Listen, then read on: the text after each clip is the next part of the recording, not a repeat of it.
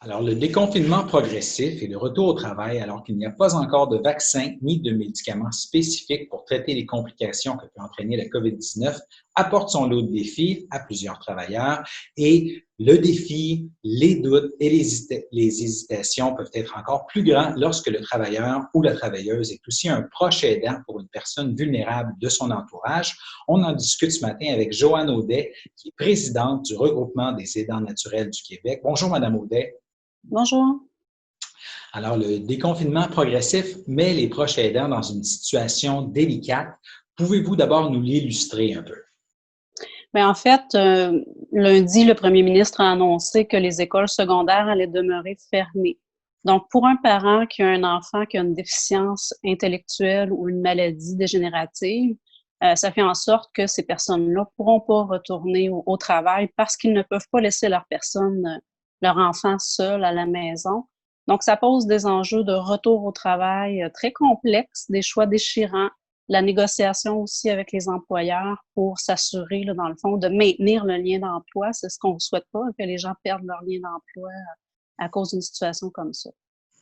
Est-ce qu'on peut donner d'autres exemples à part ceux qui ont un enfant qui devrait aller au secondaire? Ben, en fait, les proches aidants qui travaillaient aussi et qui soutenaient leurs parents vieillissants, et des fois, les personnes cohabitent ensemble, souvent même.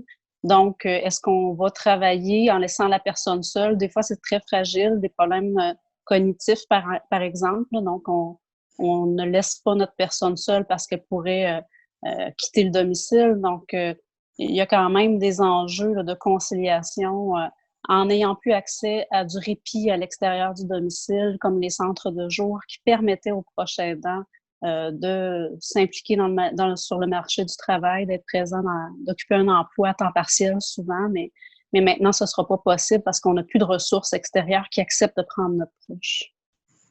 Est-ce qu'il n'y a pas aussi le risque, par exemple, de donner la COVID si on l'attrape au travail et la ramener à une personne âgée?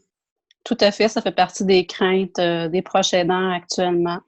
Donc, il y a beaucoup d'enjeux qui sont soulevés, pas beaucoup d'indications non plus sur financièrement comment on va faire pour tenir le coup si on décide qu'il y a trop de risques justement de retourner au travail. On ne souhaite pas contaminer notre proche. Donc, je pense qu'il faut éclaircir. Le ministre Boulet hier parlait de mesures dans la loi sur les normes du travail pour soutenir les personnes qui allaient décider de rester à la maison parce que justement les risques sont trop élevés.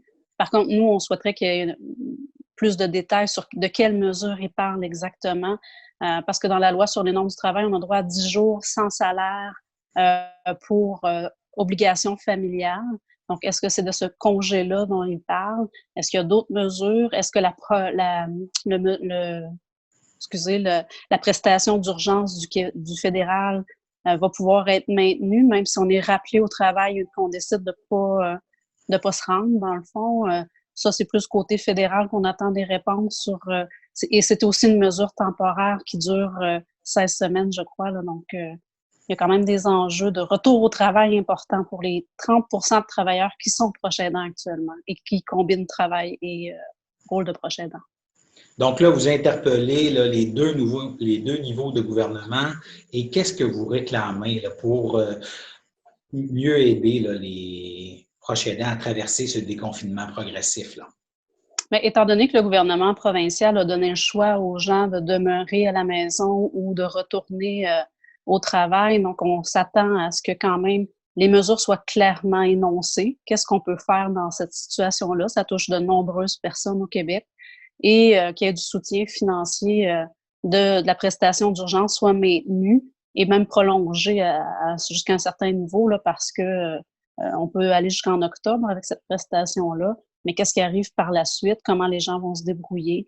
C'est vraiment nos demandes de clarifier dans tous les cas là, ce qui est gris actuellement, la zone grise pour les proches aidants qui se questionnent et qui vont probablement négocier avec leur employeur, mais qui vont très certainement s'appauvrir dans tout ce processus-là. D'autres choses que vous voulez ajouter? Ben, en fait, nous, on souhaite vraiment que les gens demandent de l'aide, appellent dans les ressources pour les soutenir. Vous êtes l'occasion aussi de transmettre le message parce que l'isolement pèse lourd actuellement, on le constate. les gens sont épuisés, ont plus accès à du répit. Vous savez, vivre confiné avec une personne, par exemple, qui a l'Alzheimer, ça peut devenir très, très lourd en n'ayant pas le soutien de notre famille, en n'ayant pas le soutien de ressources spécialisées. Donc, on dit aux gens de demander de l'aide. Il existe une ligne sans frais. Je vous la donne si vous me permettez. Le 1-855-852-7784. C'est la ligne Info Aidant qui existe et qui est disponible là, partout au Québec.